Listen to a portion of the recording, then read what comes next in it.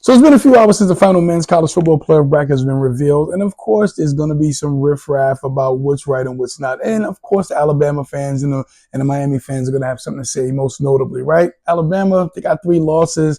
Everybody wants to play the SEC thing. And I get it, right? But you can't lose games to Vanderbilt and Oklahoma when you're supposed to win them and when you're heavy favorites, right? We get the Tennessee loss, but those other 2 just can't happen. As far as Miami, you got to beat Syracuse. You can't.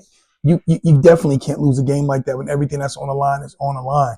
They took their foot off the gas, thought it was going to be sweet, and Syracuse showed up and showed them otherwise. Now, as far as the rest of the bracket, I'm okay with it for now. We've all come a long way from the voting system. We've all thought the voting system was flawed.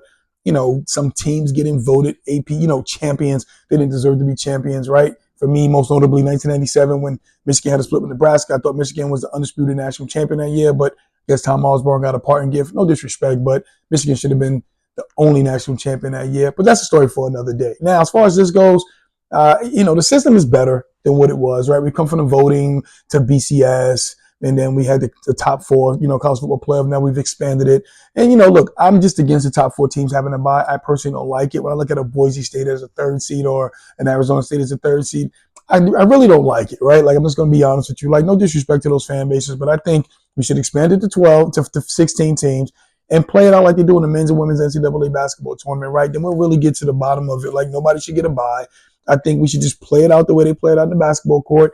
And look, the last team standing is going to be the national champion. As far as this bracket goes, it's anybody's game. I think Georgia and Texas could easily meet up again in the national championship game for a 3rd time this season.